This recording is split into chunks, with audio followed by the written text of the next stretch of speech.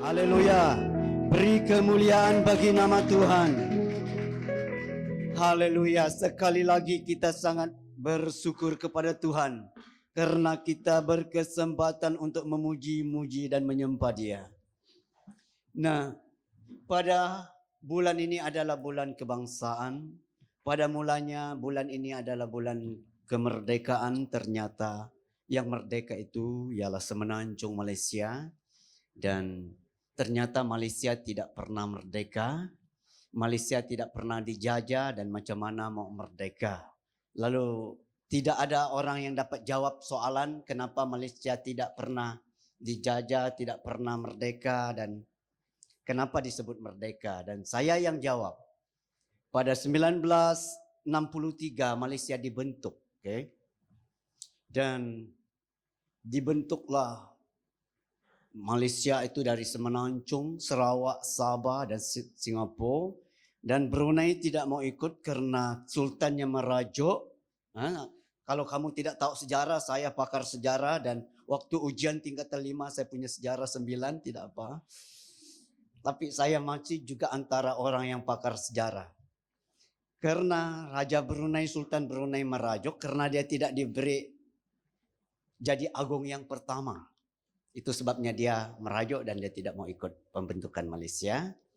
Dan tidak ada orang dapat jawab kenapa Malaysia boleh merdeka dan tak pernah dijajah. Dan saya kata begini, waktu Malaysia dibentuk dan Malaysia menjajah dia sendiri. Menjajah dia sendiri. Contohlah, saya menjajah saya sendiri dan pada satu hari saya declare bahwa saya merdeka. Itu betul-betul nonsen. Satu sejarah yang betul-betul tidak masuk akal dan surga pun bingung dengan sejarah kita, kan? Apalagi kita yang ada di Malaysia. Surga saja bingung dan kita lagi. Nah, mari kita datang kepada bahagian firman Tuhan yaitu dalam seri kebenaran kitab Wahyu. Nah, untuk memudahkan kita paham, kitab Wahyu adalah kitab penghiburan, mudah. Kitab Wahyu yang ditulis di dalam Alkitab kita adalah kitab penghiburan dan juga kitab di mana agenda yang Tuhan sudah sediakan. Agenda yang Allah sudah tetapkan. Tahu agenda?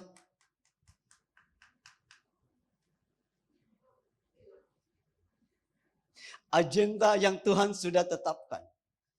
Karena waktu kita mula baca kitab Wahyu, dikatakan inilah Wahyu Yesus Kristus. Yang dia sudah ada. Sejak kejadian dan dia kata apa yang dia lakukan untuk kita. Dan penebusan di atas kayu salib. Dan yang akan datang. Yang akan datang. Nah lepas itu baru kita lihat surat kepada jemaat. Yaitu pasal 2.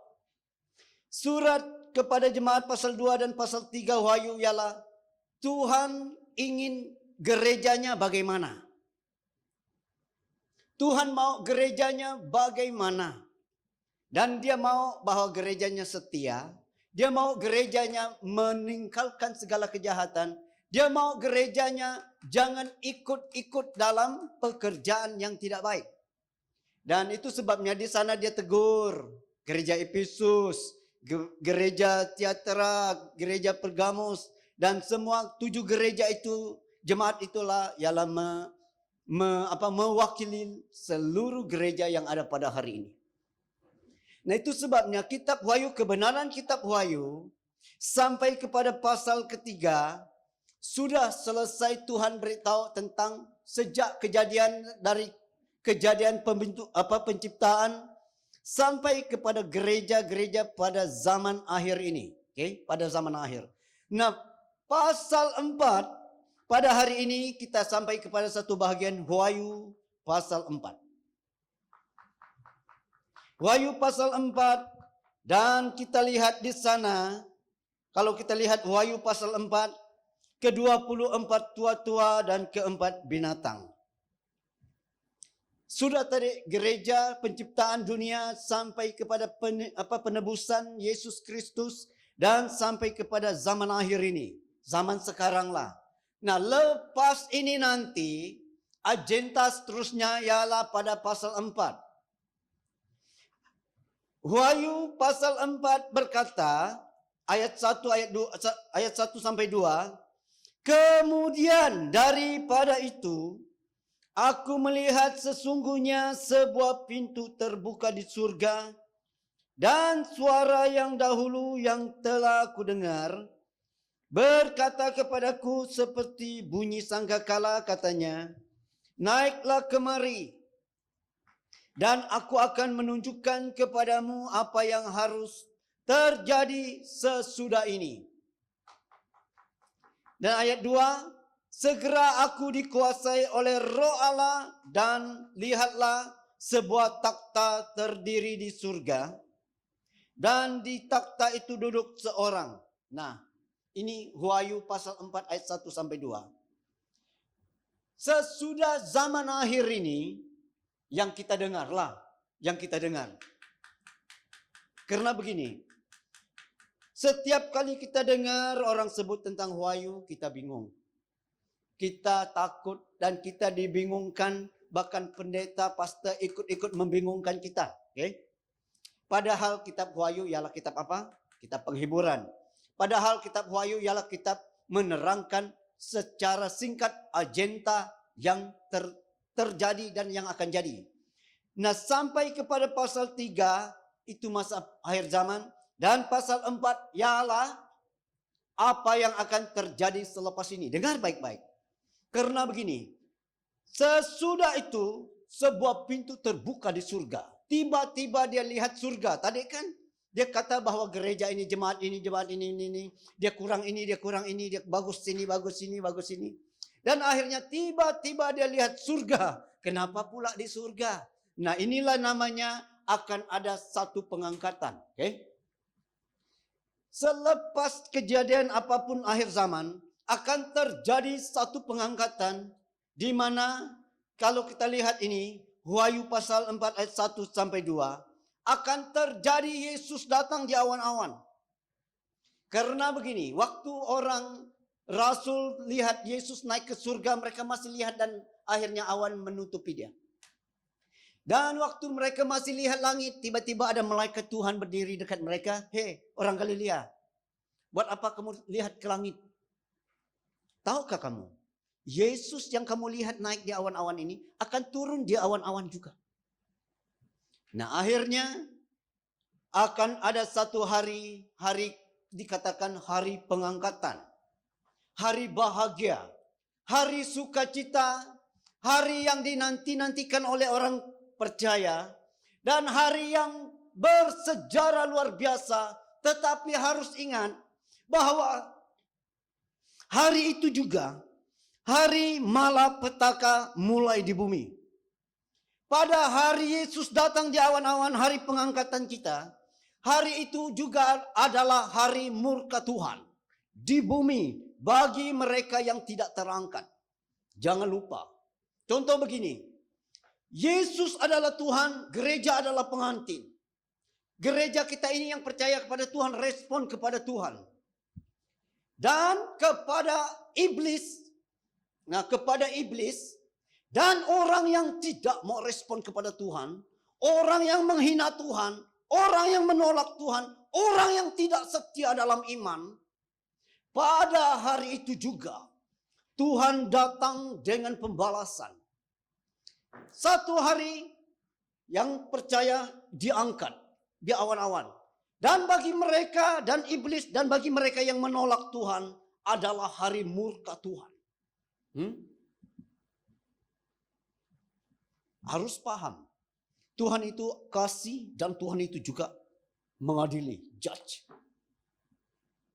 Supaya saya dan saudara sebagai orang yang hidup pada hari ini, kita tidak boleh main dengan kitab Wahyu.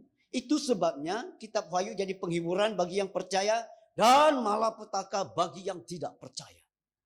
Akan ada juga satu hari di mana orang yang menolak Tuhan tahu tinggi rendahnya langit. Di mana satu hari bahwa mereka mau mati tetapi tidak boleh mati. Mereka menyorokkan atau diri mereka di bawah batu, di bawah gunung dan berkata pada gunung, gunung runtuhlah, timbuslah kami supaya kami mati dan terlindung dari yang maha kuasa itu. Tetapi gunung tidak mau menimpus mereka. Nyawa tidak mau lepas dari badan mereka supaya mereka tahu tinggi rentanya langit.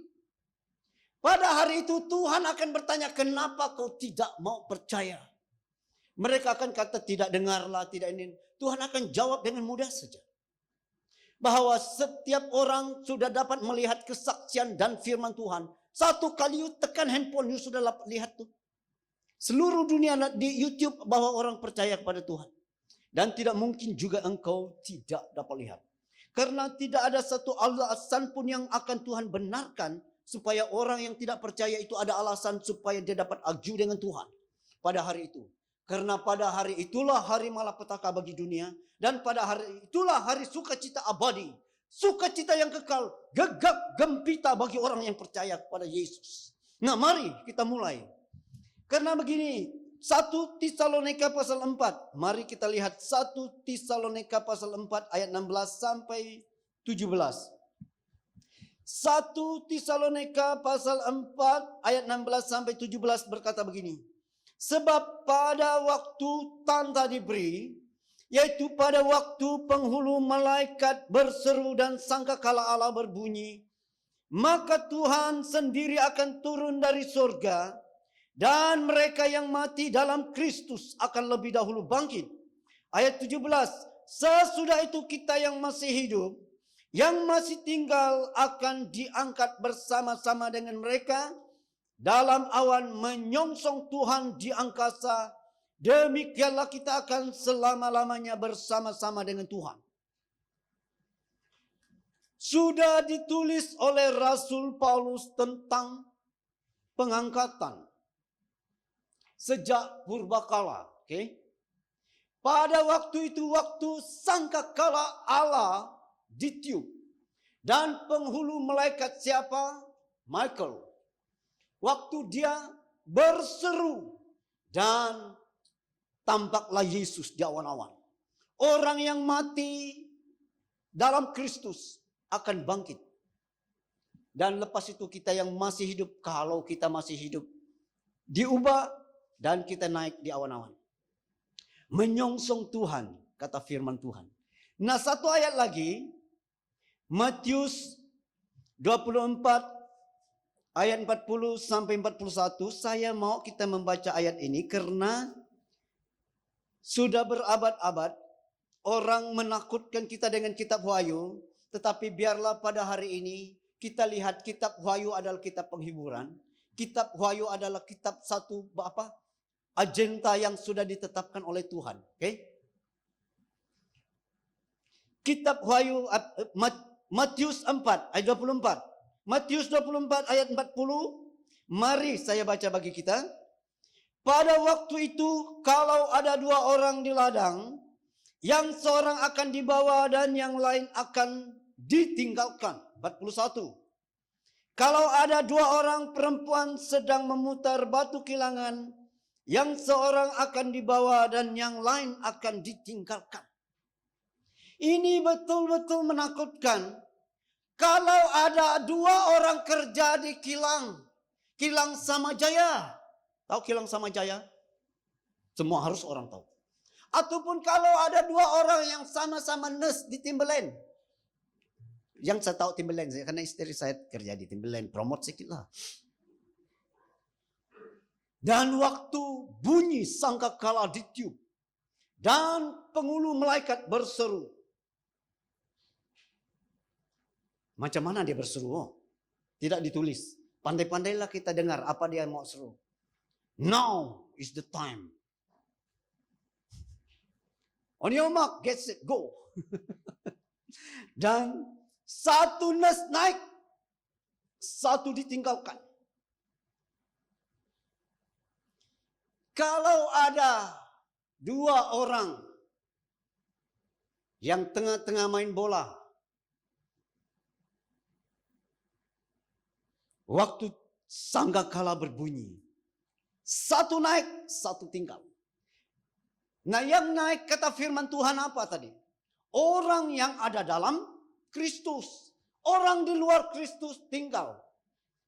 Orang di luar Kristus tinggal. Dan pada hari itulah saya dan saudara, siapapun yang tertinggal akan tahu tinggi rentanya langit dari Allah.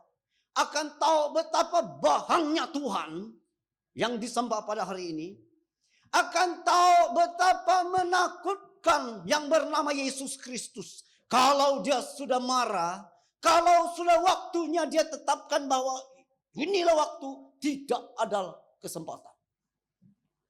Lalu saya dan saudara yang tidak diangkat pada hari itu cukup menakutkan bagi kita. Oke? Nah, oleh sebab itu kita lihat bahwa akan ada satu hari pengangkatan. Datangnya tiba-tiba. Datangnya tiba-tiba. Oke? Karena ada dua Tuhan datang. Satu di awan-awan. Satu lagi dia akan datang tincak kakinya di Yerusalem. Itu mudah ditebak. Sangat-sangat mudah ditebak karena begini. Waktu pengangkatan itu tiba-tiba tidak ada orang tahu. Dan orang angkat. Dan kita kira pada hari itu 3,5 tahun di surga akan orang mengambil awet. Ambil awet apa yang engkau buat. Engkau setia, engkau dapat penghargaan. Engkau setia sampai mati karena firman, karena iman. Engkau dibunuh karena percaya Yesus. Engkau duduk di atas 24 takhta. Ada takhta di sini. 3,5 tahun. Di sanalah orang akan mengambil penghargaan. Orang yang melayani dengan setia akan mendapat penghargaan. Inilah dia, Dexter, yang setia main keyboard, main lead. Ada main lead kah? Ada? Oh tidak? Bass, drum tidak? Oke, you lebih dua sejak saya. Dari saya kalau macam itu. Tidak apa, saya khotbah, you nyanyi? Tidak. Saya nyanyi, haleluya. Seri kita doa, oke? Nanti kalau Tuhan suruh kita duduk di atas takhta itu, kena bergilir-gilir duduk di atas takhta itu, 24 takhta. 24 untuk perjanjian lama, 12 untuk perjanjian lama, 12 takhta untuk orang perjanjian baru seperti kita ini. Dan siapa manusia yang hebat akan diberi peluang untuk duduk di sana. Dan kalau kita dua 3 poin terpaksa sit. Coba dulu. What? Apa? Ini apa? Kertas. Batu. Gunting. Oke. 1, 2, 3. Itu apa? Kertas. 1, 2. Sama-sama kita dua kongsi takhta lah. Haleluya. Oke, ada takhta di surga, oke? Nah, 3,5 tahun selepas itu untuk menggenapkan 7 tahun, ialah pernikahan anak domba. Ini orang yang sudah menikah tahu betul tuh. Urus berapa meja untuk dinner, urus berapa bagaimana untuk hias pentas. Dan pernikahan anak domba berlangsung selama 3,5 tahun di surga. Hebat sih. Hebat. Yesus dan gerejanya kita inilah yang disambut dengan Tuhan. 3,5 tahun perayaan itu. Malaikat bingung dan malaikat bingung. Bukan bingung, malaikat kagum dan luar biasa. Karena itulah yang terjadi di surga 7 tahun. Dan yang terjadi di bumi, nah itulah yang kita akan lihat dalam Wahyu 5, Wahyu 6, Wahyu 7, Wahyu 8. Apa yang terjadi di bumi. Karena yang lain itu semuanya terjadi di bumi selepas itu. Dan yang di surga itu sudahlah diberitahu bahwa 7 tahun, 3,5 tahun sampai awal, penghargaan, 3,5 tahun perayaan pernikahan anak domba. Haleluya. Nah, kalau kita lihat seperti ini, bahwa akan ada pengangkatan tiba-tiba dan orang yang percaya kepada Yesus naik. Dan Yang kedua dalam bahagian ini, dalam Wahyu ini, kalau kita lihat, surga itu nyata. Surga itu nyata. Kalau kita lihat Wahyu pasal 4, surga itu nyata. Wahyu 4 ayat 4, saya baca bagi kita. Dan sekeliling takhta itu ada 24 takhta. Dan di takhta itu duduk 24 tua-tua yang memakai pakaian putih dan mahkota emas di kepala mereka. Surga itu nyata. Sesudah dia lihat surga terbuka, tiba-tiba dia sudah sampai di surga. Dan sekarang dia lihat takhta. Dan di takhta itu ada seorang yang memang kalau kita lihat penerangannya cukup luar biasa. Ada pelangi, dan yang membuat menarik ialah di sekeliling takhta itu ada, dia nampak 24 takhta lagi. Di sana duduklah 24 tua-tua yang berpakaian putih.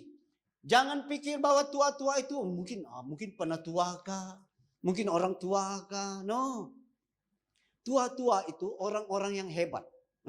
Orang-orang hebat, orang-orang yang luar biasa, orang-orang yang sempurna iman mereka. Nah, bukannya berarti takhta itu dan orang tua-tua, no. Nah, inilah yang kita lihat. Orang hebat, orang-orang setia sampai akhir. Itu ada peluang untuk duduk di takhta. Mungkin kita pikir, takhta apa, kerusi takhta apa, ha? Wah, duduk sana, buat apa? Kalau kita lihat kan, oke.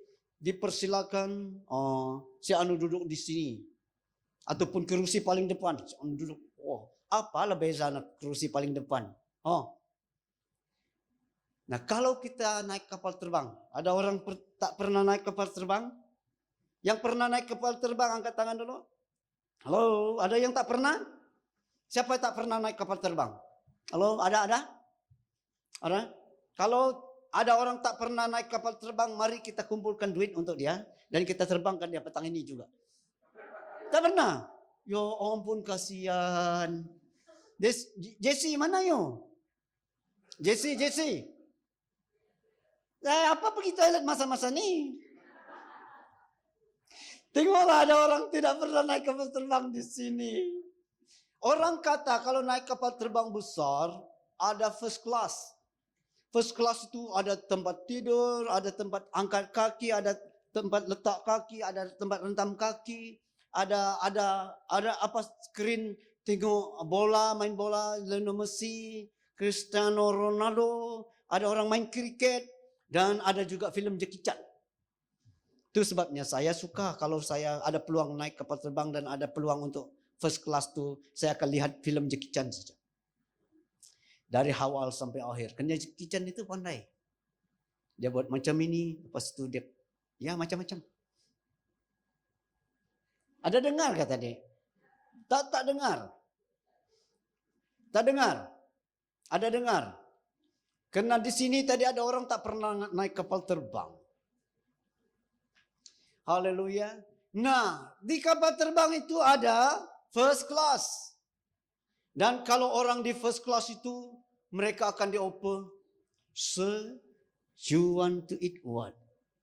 Saya dengarlah karena saya tak pernah di first class. Haleluya.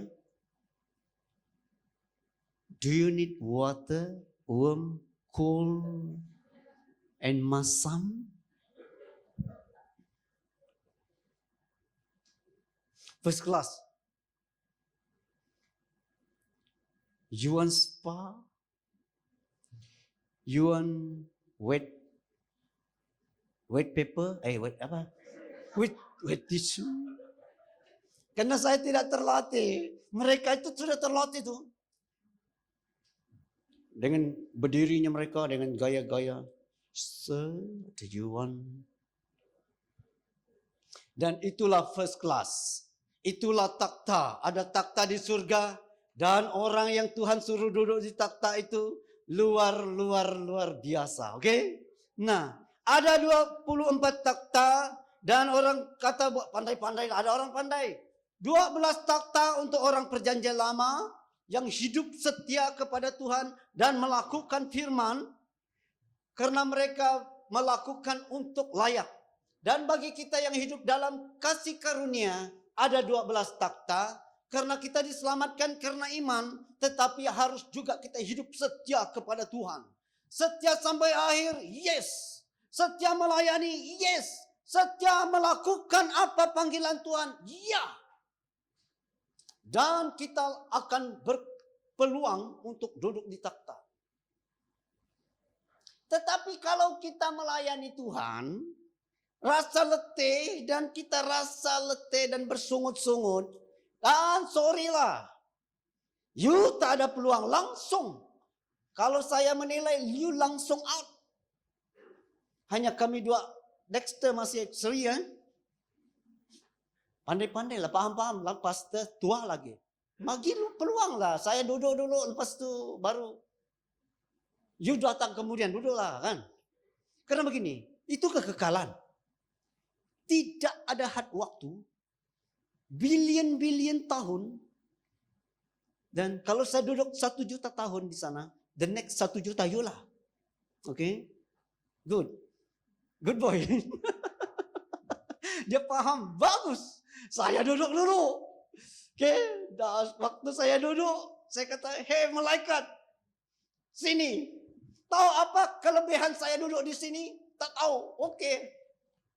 Berbaris malaikat tu berkerumun, banyaknya berjuta-juta malaikat datang dengar saya.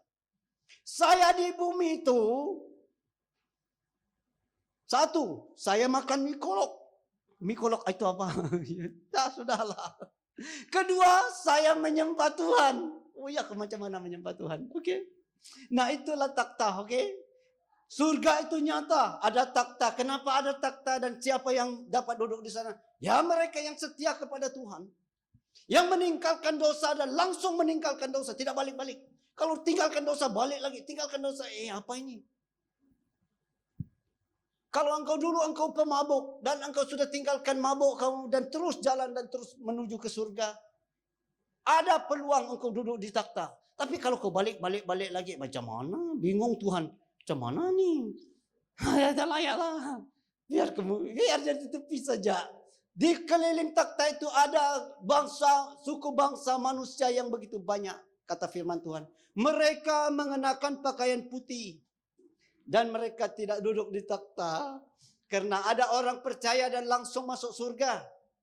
Seperti orang yang disalib dengan Yesus. Percaya walaupun penjahat tetapi Yesus bawa dia masuk surga. Dan langsung tidak ada apa-apa.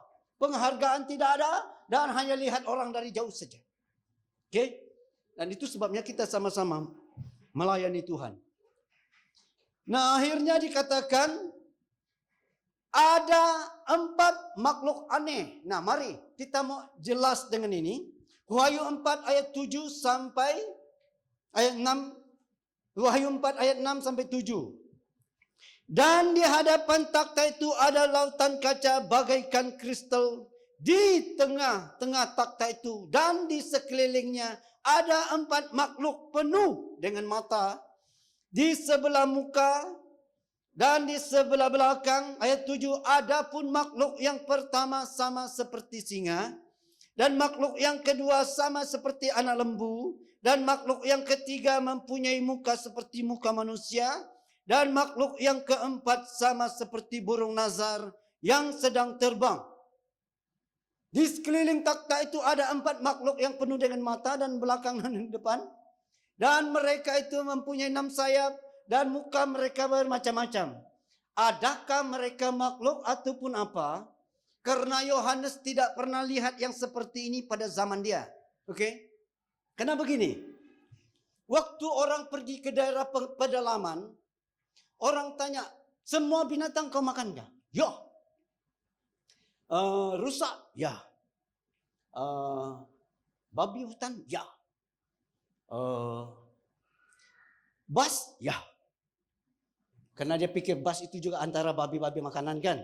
Bas? Ya. Taksi, ya. Itu kapal terbang, tiba-tiba dia diam. Itu kan besi. Itu kan besi kata dia. Oh, kapal terbang kau tidak makan? Tidak, itu besi. Oh, yang bas, yang makan. Nah, berarti orang ini tidak tahu mana bas, mana kapal terbang, mana besi, mana binatang, mana babi hutan. Nah, waktu Yohanes melihat 4 makhluk aneh ini, dia tidak tahu itu apa. Dia hanya coba terangkan kepada kita bahwa begini-begini dan begini-begini. Dan contoh, pada zaman dahulu kala kalau orang tidak pernah tengok kapal helikopter macam mana? Halo? Pada zaman dahulu kala kalau orang tidak pernah tengok helikopter pada zaman purbakala, kalau dia tiba-tiba lihat helikopter dalam penglihatan, dia mau cakap apa dengan kita? Oh, makhluk itu bunyinya besar. Dia naiknya macam ini. Dan dia ada macam ini, macam ini. Dan muka makhluk itu. Kan pelik, kan makhluk apa itu? Ternyata kemudian, waktu teknologi makin maju, dibuatlah helikopter. Ternyata yang dia lihat itu ialah helikopter, bukan makhluk. Nah, di sini kita lihat. Apa yang Rasul Yohanes lihat, belum tentu makhluk apa. Nah, mari saya permudahkan bagi kita. Mereka dikatakan mereka menyembah Allah. Menyembah. Kudus. Satu mukanya apa tadi? Mukanya apa? Adapun makhluk yang pertama sama seperti muka singa. Mereka menyembah Tuhan tentang kekuatan kuasa Tuhan. Jangan bingung. Makhluk itu ialah mereka menyembah tentang Tuhan. Yang kedua, mukanya apa? Sama seperti anak lembu. Anak lembu itu setia. Mereka istiharkan tentang kesetiaan Allah. Setialah engkau Tuhan. Ajaiblah engkau Tuhan. Gagah perkasalah engkau dalam alam semesta. Engkau merangkai seluruh jagat raya. Engkau setia sampai akhir. Dan muka ketiga apa? Makhluk ketiga mempunyai muka seperti muka manusia. Rendah hati. Seperti anak manusia rendah hati. Tuhan yang ajaib dan rendah hati. Mereka memuji akan kerentahan hati Tuhan datang menyelamatkan kita. Dan yang keempat apa? Makhluk yang keempat sama seperti burung nazar. Sama seperti burung nazar yang terbang. Betapa tinggi ajaibnya Tuhan. Mereka itu memuji Tuhan. Tentang keperkasaan, tentang kesetiaan, tentang kerendahan hati Tuhan. Dan tentang kehebatan, ketinggian luar biasanya Tuhan. Siapa yang mampu menyembah Tuhan? Saya mau tanya ini, siapa yang mampu menyembah Tuhan? Halo, siapa yang mampu menyembah Tuhan? Malaikat ke manusia? Mau tetap, malaikat ke manusia? Manusia, karena jago pemimpin pujian sudah jatuh dari surga. Surga tidak ada penyembah. Itu sebabnya Allah mencari penyembah dalam roh dan kebenaran. Dan tiba waktunya pada hari pengangkatan, orang Kristen naik, orang saya dan saudara naik. Dan muncullah para barisan jago-jago pemimpin pujian. Jago-jago dalam menyembah Allah. Dan terjadilah puji-pujian di surga. Luar biasa, surga berubah sejarah pada hari itu. Dan di keliling takhta itu ada orang menyembah Tuhan. Waktu mereka berkata kudus, kudus, kuduslah Tuhan. Dan 24 tua-tua melemparkan mereka punya mahkota dan mereka sujud menyembah. Kalau saya duduk di atas takhta, diberi peluang 1 juta tahun, duduk di atas takhta dan waktu orang-orang para jago menyembah ini menyembah Tuhan. Dan saya yang duduk di atas takhta turut tersungkur dan mahkota kesetiaan saya lemparkan di hadapan takhta. Dengan bangganya saya ada satu mahkota kesetiaan. Dengan bangganya satu mahkota kemegahan karena saya banyak menyelamatkan jiwa. Dengan bangganya mahkota kehidupan karena saya setia kepada Tuhan sampai hari ini.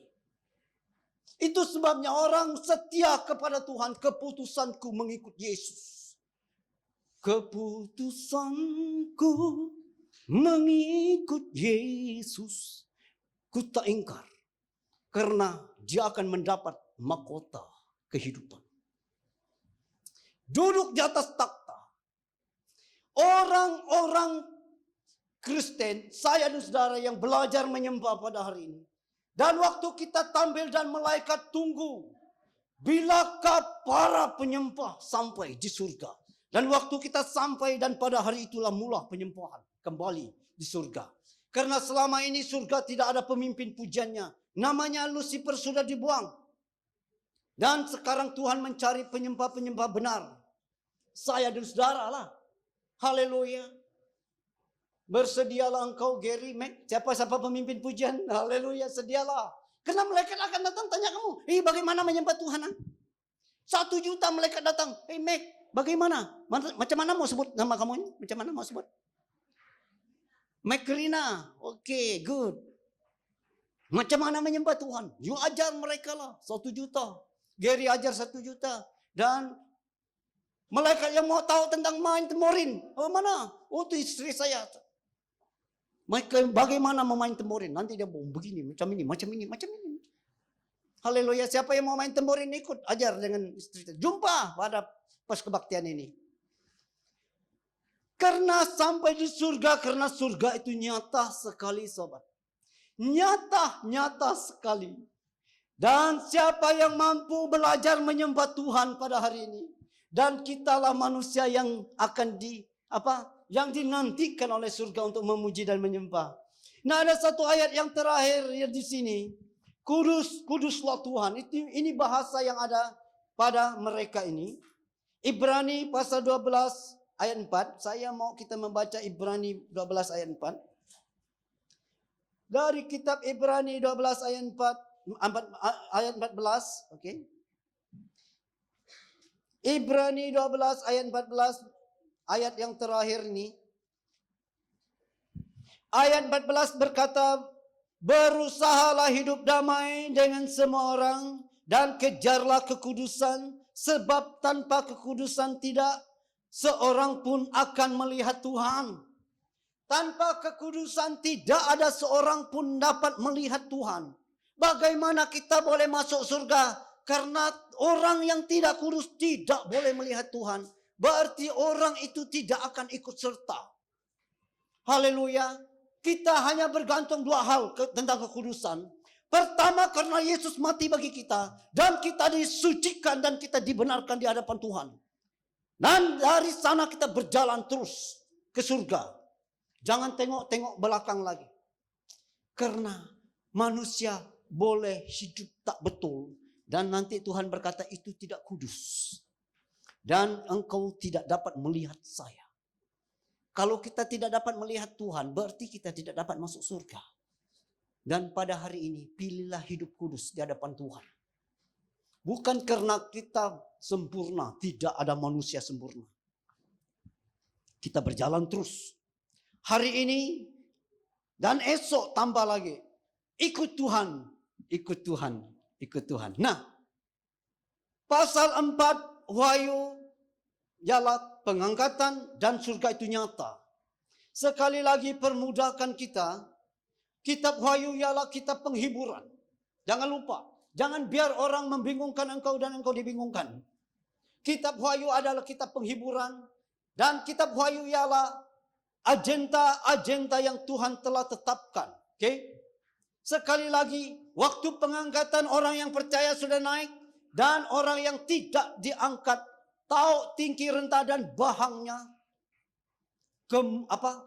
Murkanya Tuhan. Karena di sana ada 7 sangkakala. 7 cawan. 7 trompet. Macam 7.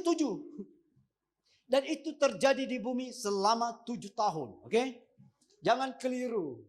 Orang mau mengelirukan engkau. tengok makhluk yang aneh tadi. Ternyata itu orang-orang yang menyembah Tuhan. Yang mampu menyembah Tuhan siapa? Sekali lagi mau tetapkan. Yang mampu menyembah Tuhan siapa? Malaikat atau manusia? Manusia. Kalau itu mampu menyembah Tuhan, itu manusia.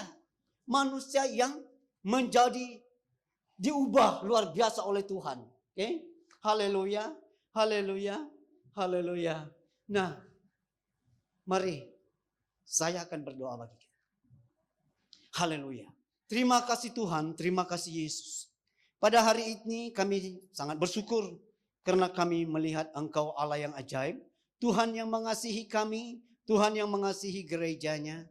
Dan pada satu hari nanti kami akan bersama-sama dengan Engkau di surga. Terima kasih Tuhan, Engkau berkati umat-Mu pada hari ini. Berkati dalam pekerjaan, berkati dalam keuangan, berkati dalam kesehatan, berkati dalam perhubungan, dan berkati dalam semua rencana. Terima kasih Tuhan. Terima kasih Yesus. Dalam nama Yesus kami berdoa. Amin.